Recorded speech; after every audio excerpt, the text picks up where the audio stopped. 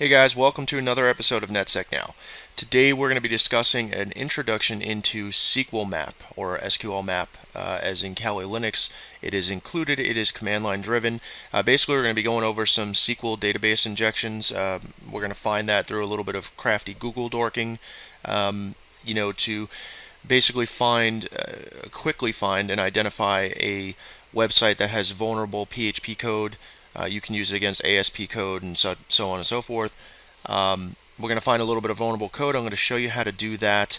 We'll take a look at Sqlmap, what we can pull down, what we can find, and go from there. I'm not really huge into web penetration testing. Unfortunately, it's something that I've been meaning to learn extensively for a number of years now, and I just have never really had the time to devote to get into it. But now I am trying to make some time to learn some new stuff. I think it's pretty important in the industry, the way things are going. Everybody seems to be moving to cloud computing, which is dangerous in and of itself. Nonetheless, a lot of people have applications on their company websites, so on and so forth. So you may come across it where you need to do a web app penetration test. Maybe if you can't get into their network any other way and all they have is a public-facing web server, perhaps you can pull down a database. Perhaps you can find another way in that way. Okay, so the other thing too worth mentioning is if you did, say for instance, find a vulnerability on their website for, say, cross-site scripting, right, or code injection, command injection, you can do that. And essentially, when a user in the company browses that website, maybe you uploaded a Java applet, where it would exploit their system and get your interpreter shell. So that is possible doing such things as a SQL injection or command execution, code insertion, things like that. So today, like I said, we're going to go over SQL injections just very basically. I'm sure there's a ton of people out there that know way more about this stuff than me, and I am still learning, so bear with me. Okay, so what we're going to basically do here is fire up our Kali Linux box, which I conveniently already have going. In my cracking directory, if you guys have been following along, I have the following directory structure. I like to keep everything logged and in place. Okay, and the command for Sqlmap is simply Sqlmap, and that's it. So first, let's talk a little bit about how an SQL injection actually works. Basically, when a web developer writes let's use PHP code for instance, and they're pulling down information stored in a database, primarily websites that include shopping carts, any kind of sites like WordPress, any kind of CMS site really. And what they do is they're pulling down data from the tables and the structure inside of the actual database itself and printing that information to the screen. However, SQL injections are possible because the web app developer either missed it, doesn't know about it, or whatever, and improperly codes the system or the site or application in this case to not properly sanitize user inputted data. So you may be going to a website, and let's say you go to a shopping cart site or something, and you want to buy something. So you click on your category of what you're looking to buy, and you click on the products, and you find a product you want to buy, and you click on that product to get more information about it, and you'll see some stuff in the URL bar like PID equals 23 or something like that. So basically, let's just open up Iceweasel, and I'm going to go ahead and show you how to find something like that. So Google dorking, Google pretty much automatically does it for you now unless you want to really get specific about it, but we're going to do just a pretty broad search. And so we're looking for anything that ends in the extension .php, and we're going to be looking for a question mark after that, and then something equals, and that's it. So basically it goes .php, question mark, and then we're going to use ID equals, which I conveniently already have saved in there. Okay, so in looking through some of these links here in Google, you can see that it says, let's just take this first site for instance, www.futurefins.com /fin-detail.php and question mark ID equals 173. Let's go ahead and click on that website, that link. I apologize if the machine's running a little bit slow today. Okay, so we basically see some sort of surfboard fin site or something, it appears to be. Okay, let's just say this was our customer. Of course, I don't recommend you guys go try to attack these guys' sites or anything like that. but I am just showing you this for a demo because I don't really have a demo kicking around here. We're not going to do anything dangerous to the site. We're not going to inject it or crack passwords or anything like that. All that is possible, quite possible, but we're not going to do that for legal reasons, obviously.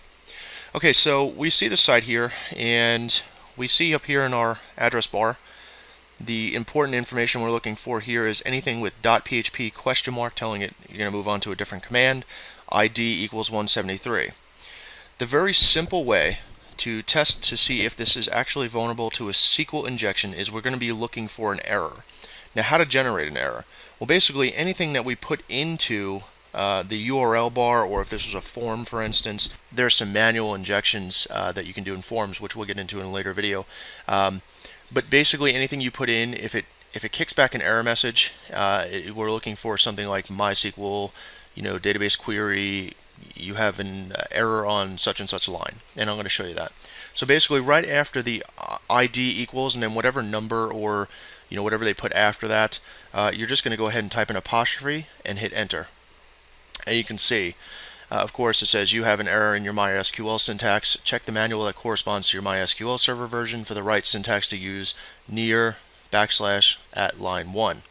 Okay, so we have an error that validates that this is indeed vulnerable to some sort of SQL injection. What it is, we will not know just yet. We don't know what kind of information we can get from it just yet, but we do know by getting this error message, by typing the apostrophe after the last number and hitting enter, that we can validate and saying that there is an error in the coding on this website. Okay, so sometimes if you're using like Microsoft SQL database or even sometimes MySQL, depending on how the code is actually written, it may even give you the application's local directory, right? So it may say that you have a error on whatever file, fin-detail.php online, so on and so forth, located in, and it'll give you the directory structure like www/data/ public_html/ website or something, right? So it'll give you the directory path of where this file actually lies. Now that might be important when you're doing your information gathering to just jot that down. So this way, if you do exploit the website and you're somehow able to get to where you can upload a file to the website, maybe like a PHP shell or something, you'll know the directory structure in which to upload it and where to start looking for the files once you've uploaded it. Okay, so that's just a little tidbit there. So basically what we want to do now is we want to copy this link without the apostrophe. So I'm just going to go ahead and go back, and I'm going to copy this whole URL here. Okay, so let's talk about Sqlmap a little bit. This is a script written in, I believe, Python. It's included in Kali Linux. And again, it's very easy. You just type in Sqlmap and hit enter. And you can see that it's just going to say, you didn't enter any commands in after it. But if we want to do like for help, I think it's -H here. Okay, so you can list all of the commands that Sqlmap takes, and you can see there's quite a bit. I definitely recommend that you would read this over if you really want to get into it pretty crazy, and go really in depth with it. But for this demonstration here, we're not going to really read through much of this stuff. The good thing about Sqlmap is you can use a proxy, or you could use Tor with this. So that might be helpful.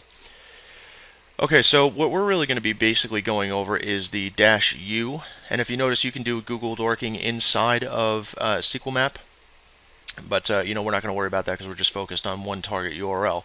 So -u and then the URL, it looks like the syntax is afterwards, example target URL, so on and so forth. Okay, we're going to be focused on, we're not going to be using proxies or anything like that. We're going to be focused on DBS, which let's see here. It's not really in this. It's pretty much part of DBMS, which is force the backend database type. We know that this is MySQL, but somebody could lie in the error messages, so we're not 100% sure. Okay, but at this point, that's pretty much what we need to get started. So let me just go ahead and clear this out. Okay, so Sqlmap -u, right, for URL, and then we're just going to paste our URL in here. Oops. I messed it up. Hang on a sec. Okay. So Sqlmap -u Apparently I didn't really copy this correctly. Alright, now that should work. There we go. And what we want to do after this is we don't want to put the apostrophe in here, right? Because we just did that to see if it was vulnerable to some sort of injection. So after that, we're going to do tac dbs, and that's going to pull down and check every single type of database like PostgreSQL, Postgres SQL, and Microsoft SQL Server, MySQL, and all that good stuff. So just go ahead and hit enter after that. Okay, so now it scrolled pretty fast, right? This works pretty quick. And you can see it just pulled down a whole mess of stuff for us. Now let's just scroll all the way up to the top here. Okay, so going from where we entered it in, it's saying that resuming backend DBMS MySQL, testing connection to the target URL, and it went ahead and put a GET request in there for us. And it went ahead and looked at a bunch of different stuff and did some testing on its own here. And it did a union select, or a union query I should say. And it says indeed the backend is MySQL. And the beautiful thing about this is much like how Nmap works with OS detection and things like that. It says web application technology Apache 2.2.22, which is the web server software that's running this website currently. The PHP version right here, pretty helpful to have. And the backend database is MySQL version 5.0. So now you can see it says fetching database names, definitely a good sign. The SQL query used returns 604 results. So we essentially pull down 604 different databases from this one website. Now, of course, when you're going to be looking for interesting databases, something like, say, users or CMS or something to that effect, you know, again, 604 results that are returned. I'm not going to go digging through each one of these, but obviously if we were doing a pen test for our customer, we definitely want to see what each and every database is giving up. Okay, so I'm just going to search through here and just pick any random one. I'm going to try to go look for something called users, and I don't think it's going to be in here. Let's see here. Yeah, there's nothing in here, users. So we're just going to go and pick any random one from up here. Let's see. Let's pick David K. Why not? So just copy that. Okay. So the easiest thing to do here is just to hit the up arrow. Now instead of DBS at the back here, what we're going to just do is delete all that one tac and then capital D for database. We're going to go ahead and paste in our database that we want to pull from. Then we're going to do tac tables. Now it's going to list all the individual tables inside of the database David K. Go ahead and hit enter. Okay, it says couldn't find any table names for any of the databases that we listed. Do you want to use common table existence check? You could hit yes, but I'm going to go ahead and hit no. So it couldn't really find anything in that. So if we scroll back up here, we'll have to pick another one. So that database is pretty much empty. And I know I've tested this site before, and I'm trying to find a database to just give you guys an idea of what you can actually find in there. I can't remember which database I actually pulled down. Let's try Aldar WordPress. It looks like Aldar_WP. Let's go ahead and copy this. And again, we'll just do up arrow, and we'll delete David K as the table, and we will paste in our new table that we're going to try to query. And of course, there's nothing in there as well. I do have a website to show you guys that is actually really vulnerable, and you can pull down some interesting information. So I'm not going to really go through this anymore. However, like I said, you know, you really could find some interesting stuff in here. And we're going to go ahead and go to a website that I know has a decent leak in it. Trust me, people have been trying to crack this MD5 salted MD5 hash for years now, according to Google, and it's just not crackable. So this guy's password must just be ridiculously long and extensively difficult to guess. So we're going to get into that there. We're not going to try to go through any more of this guy's database here. So I'll show you another example here of just how far you can actually go with it. Let me just clear this screen out. So that website there was, let's see,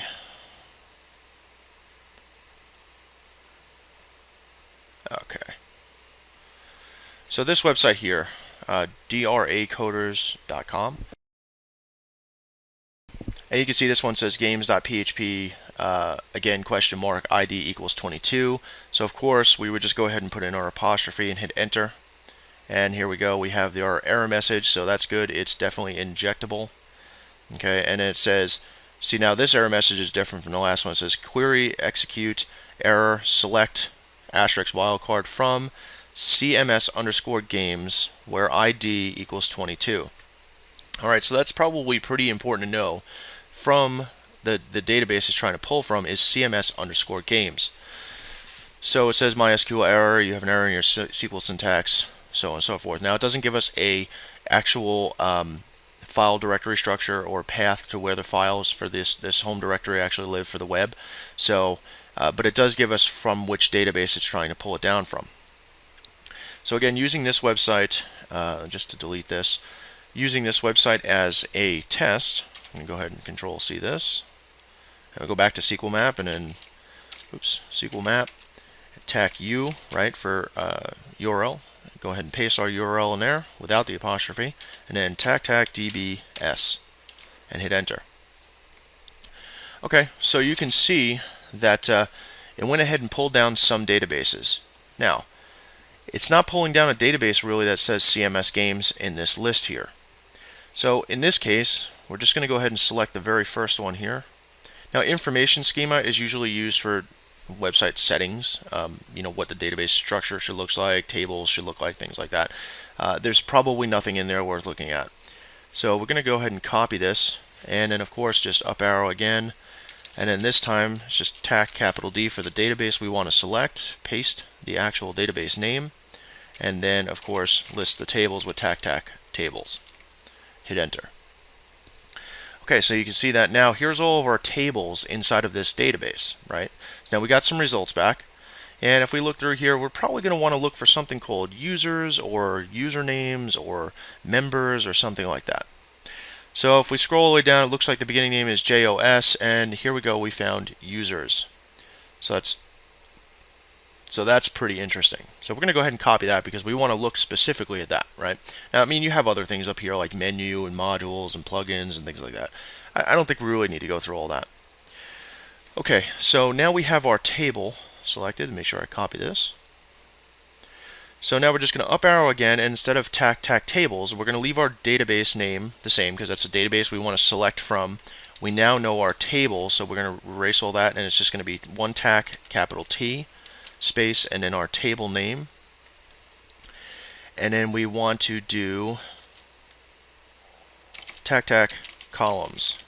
Now we want to list all of the columns inside of the database SQL 2869773_1 in the table JOS underscore users, and we want to see all the columns that that table actually contains. Okay, so now this is where you get down to the meaty stuff, right? So it looks like we got the right database, we have the right set of tables, and now we pull down all the columns. So we're obviously looking for an easy, quick in, right? We're looking for usernames and passwords. You may also find some sites, and I've found these before, where it dumps an exponential amount of data. If you go into like members or something like that, you can select multiple things. I'm going to show you how to do that right now. But you can sometimes get people's telephone numbers, addresses, emails, first name and last name in full, and sometimes their date of birth, depending on what the site actually asks their members to sign up with, what information. And believe it or not, even if it doesn't require it, people love to enter their information, right? As we learned in the information gathering stage of the beginning of network security. So basically, here's what we want to do here. We're looking for usernames, passwords. So we want password, we want password here, we want username, and we want user type probably because we want to know if they're an admin or if they're just a regular user, right? So it's giving that us that option, so we might as well take a look at it. And we also want send email or regular email. Let's just do regular email, okay? So perhaps if you gathered their email, maybe at that point, if it was an administrator or something to that effect, maybe you can send them a payload in an email as well if you couldn't get into their site, right? So Mr. Customer, webmaster at whateverdomain.com. We found a vulnerability on your website. Click this link. And they click the link, and guess what? Now they have a reverse shell in their system. Okay, so to basically do that, it's pretty easy. We're again going to go up arrow. And again, we're going to just backspace out of columns here. And then just going to do TAC capital C for columns. And we want to do, now if you were just doing one, you would enter in the name alone, no commas or anything crazy like that. But for this instance, we want as much information as we can get from the system. So we're going to go ahead and we're going to type in, and it goes left to right. So what you type in is what you're going to see on the screen. So I want username, and I want comma, no spaces, password. I want user type. Now also notice that some of them are case sensitive, so you'll have to type it case sensitive. And I want email. Okay, so now after that we do tac dump to dump all the information to our screen. So let's go ahead and hit enter, and hey, look at that. So I know it's kind of messy to see on the screen, and even if you widened it, it wouldn't change much. That's how it drops it down. If you just do username and password, obviously it would just be in columns normally. This also writes it to a CSV file as well. If you look at the bottom here, it says dump to CSV file located in user share, Sqlmap output, the website URL, dump, SQL, the database name, and the users that we pulled and stuff like that. The tables that we pulled. And then of course it's also logged in just that folder there as well. So it's in a text file. So anyway, now you can see we have this person's email. Their username is admin, definitely a good sign. Their user type is super administrator, bingo, we're right on the money. Here's their encrypted password here. Okay, and that's all we really asked from the database, right? If you remember the command, that's really all we asked from them, right? Username, password, user type, email. Okay, so now you might be asking yourself, well, what do we do with this data? Well, you would probably want to crack the password, right? So you can definitely save this, and you can go back to our cracking password hashes with Hashcat video tutorial to see how to use Hashcat. But we're going to briefly go over to how to identify what type of hashing logarithm it's using, and perhaps see what we can do from there. Let's just go ahead and copy this, and I'm going to go ahead and open a new tab here. And for those that have been following along, you're probably going to guess that I'm going to go through looking at hash identifier to find out what type of hash this is. I'm going to go ahead and paste this one in here. Now remember, it's just the hash, not the username. And you can see here, I'll post a link in the description as well, but there's an interesting website. I did, for those of you that follow us on Facebook, I did post a link to an interesting site that shows you how to visualize and remember the differences between different types of password hashing algorithms. And if you look at that on our Facebook page, which will also be linked in the description, you can definitely find that and check it out. It's a good read. I, for one, know most of them when I see them by eye, just because I've been doing it for so long, but it doesn't hurt to practice. So anyway, let's just go ahead and hit enter. And it says the possible hashes are MD5, and if you look closely here, it says pass.salt, and then it says Joomla. Now that's just roughly estimated that it's a Joomla type password. I guess that's the algorithm that Joomla uses. So anyway, it's pass.salt. Now if you look here, that would mean that this first half before the colon is the actual password. Then there's a colon, and then this is this salt over here. Now the thing about salted hashes, especially MD5, now the reason why they started using salting is because MD5 was so darn easy to crack, right? So it was kind of very insecure, so they came up with an idea to add some random characters and digits to the actual hashing algorithm itself to make it more complex. Now you can't break just this MD5 on its own here, just the password portion of it. You have to also break the salt. Now that intensifies the complexity of the actual password, as I said, and therefore it may or may not crack. It depends on how good your word list is, again. So we know that it's definitely an MD5 pass.salt, right? It's not a SAM at all. So That's pretty much it. So you can just get out of hash ID. Sorry, it's Control C. Okay, so let's go ahead and clear that out. So we have the username and password hash on this one here, and we also have their email address again as well. So you can just see from that alone how easy it is to pull information from a database from an incorrectly programmed website. So you may be asking yourself, well, great, I've got the username, I've got the password, what type of user they are, and hell, I even got their email address, but what in the world am I supposed to do with it? Well, here's the thing, guys. Usually most CMS websites, like WordPress, like whatever this guy's using, whether it's custom or it's something store-bought or it's something free and open source like WordPress, whatever CMS they're using, they usually have an administrator panel, a web-based administrator panel. Okay, now some of them don't. Don't get me wrong, some of them don't. Some of them use a different type of technique to log in, which is HT password files, to even get to the admin login panel. Now it's just a second level of security. So that you'd have to get past as well. In most cases, though, like things like Joomla and WordPress, there's just a login.php somewhere in the administration folder set, and you would log in that way. However, some custom ones, it's really a gamble. Now, there are some tools out online that you can do a scan of a website, and you can actually find out what their administration panel is.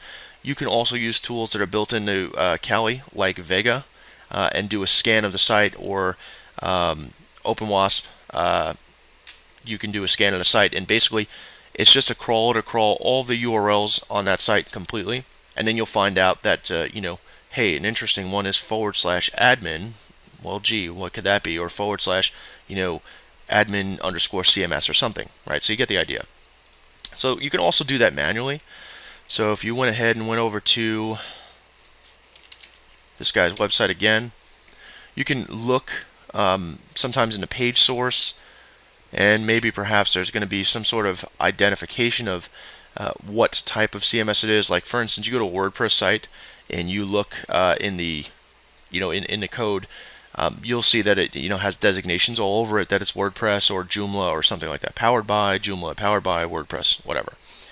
So this one here, briefly browsing over it, it really doesn't say very much. Okay, he's got a stat counter in there. That's about it. Even if you scroll all the way to the bottom of the page, sometimes it would say powered by, and it says nothing. So we have to assume that this is maybe a custom-made, since they're a coding company. Maybe this is a custom-made CMS. So let's just start off with the easiest ones first, right? /admin. Oh, what do you know? There's an administration login. Now you can also try to check the page source of the admin login to see if there's a designation to what the actual CMS is. In this one, it doesn't look like it is. So this has got to be something custom programmed, or just one of those things you find on like hotscripts.com or something that somebody else made, and that's probably why it's insecure. Okay, so once you crack the password, you'd log in with admin here and the password here and hit enter. Pretty simple, right? So I don't know what a CMS looks like. I'm not going to try to even bother cracking the password. If you do a Google search for that hash with salt, you'll find a bunch of people that's been trying to crack it for years, like I said. So anyway, guys, that's pretty much it. Sqlmap also has some fancy stuff in here, and actually I'll show you because it's pretty cool. This is like autopwn for things like Metasploit, stuff like that, WebSploit. This is like autopwn for that, Sqlmap, that is.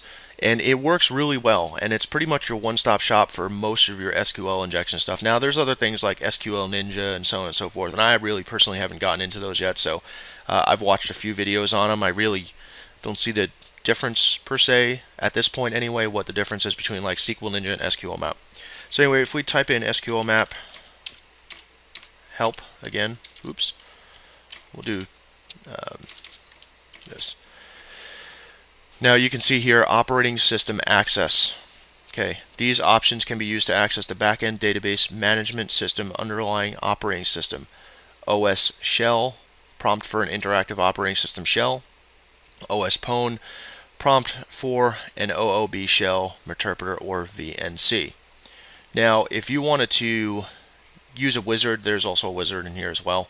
The wizard I'm not a big fan of. I mean, I just think that I just think that doing it manually is better. Anyway, you can also, on some of the password hashes, Sqlmap will automatically try to crack the password hash for you, which is exceptionally awesome because then you don't have to open up, hash identifier and find out what type of hash it is, and then put it into a list, pull down a password list, put it into Hashcat, and try to crack it all day long. Sometimes it'll actually go ahead and do it for you. So I'm sure there's maybe a switch in here somewhere. I haven't really looked to see if you can set it up to try to crack it for you as it pulls it down, but to be honest, I'm not 100% sure. So anyway, we can go ahead and try, let's say, I don't know, we're going to do, just erase all this here, and we're going to do OS shell. Let's just see what it does. Which web application language does the web server support? Well, pretty much we know it's PHP, right, because it was .php question mark. So we're going to go ahead with number 4. And it says, what do you want to search for? What do you want to use for web server document root? Common locations, custom location. Now this is where it would help to have that location for the document root if it was included in the error message. Okay, custom directory list file, brute force search. So we're just going to go ahead with one. I'm not trying to brute force anybody's, server. So basically it says unable to retrieve automatically any web server path, trying to upload file stager on var www, and it didn't work, and of course it didn't work. Nothing really worked basically, so it just shut itself down. Now if you were to go ahead and do the other one in here, which was OS pwn, let's try to go ahead and do that, or OS own, however you want to pronounce it. Okay, let's try to do that. And again, it's PHP, and again, we'll just use one. And it says unable to prompt for an out-of-band session. So, it's not going to work 110% of the time, guys. It may be rare that it works, in fact, just like it's rare that it works inside of Metasploit, or Armitage and stuff like that. So, again, it's interesting to be able to find an error in somebody's website, I think, a coding error, and go ahead and pull down a database, especially with sensitive information.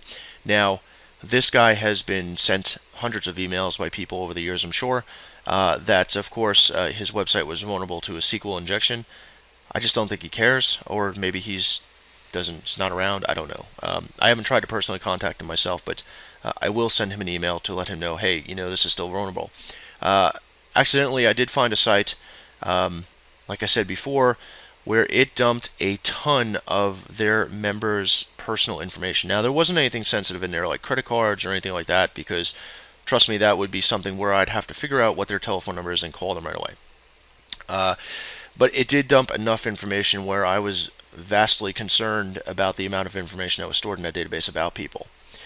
So I went ahead and sent not only the webmaster, but the registered owner of the website URL an email explaining to them that accidentally I came across this while I was doing a training video, and they should really take care of that rather quickly. So hopefully they do the right thing, and of course I sent the email anonymously, so either way, hopefully they do something about that. So that's pretty much it for SQL injections as far as the very, very bare basics, guys. I'm still getting into it myself, so as the knowledge comes my way and I retain it and I feel comfortable enough with it, and I know everything there is to know about it, I'm definitely going to push it out your way and share that with you. In other news, in terms of, I know I haven't made a video in a very long time, and I do apologize for that. In the last video I made saying that I wasn't dead, as some people may have claimed. I've just been really super busy with work. I started a second business as well that has nothing to do with IT, as funny as that is, but I also, took an extended vacation with the family, try to get some more family time in and do some recreational activities. But rest assured now, the slow time of the season comes for whatever reason. It's fall here now, and winter's just around the corner, it seems like. So we're going to be able to crank out more videos here because I'll have more downtime to actually focus 110% on it. They're providing that, I tried to make this video the other day or the other evening, and the software that I use decided to crash after the video was done, and I couldn't recover it, unfortunately. So, yeah, that's that. I do want to keep going on the web penetration testing stuff, guys, because I think it's pretty interesting. I think that's where the industry is going to be moving to. I've been subbing out all of my web pen test stuff to somebody else that specializes just in that. Now, of course, I can't really go and ask them to train me how to do it because, of course, I'd be taking money away from them, and so they're not going to really do that. But nevertheless, I do still want to get into the advanced series, guys, but I've really been thinking about it even while I've been busy working. And there's, outside of remote penetration testing, there's only a few tricks and tips that I can show you to, do that. Each situation is going to be independent and it's going to be different. So there's no, one direct way approach, punch a hole into the system and, we're into our customer's network. We can try to do some scenarios. However, since it's been so long since we last used the VMs, all of the trial licenses expired on the Windows workstations. So unfortunately, I'm going to have to reinstall those, and since that's such a daunting task, I'm going to need an exceptional amount of time to actually get that done, and I do apologize for that. But rest assured, I haven't forgotten about it. I haven't forgotten about this project here. I think it's very important that you guys are keeping learning. Definitely use other channels and other mediums to keep yourself learning. And that's pretty much it, guys. So thanks for watching. Check out our other videos if you haven't already, and if you haven't already, like and subscribe to the video. I'd really appreciate that. Check out our website, learnnetsec.com, and check out our Facebook page and our Twitter page, which is linked here in the description. All right, guys, take care, and I'll see you in the next one.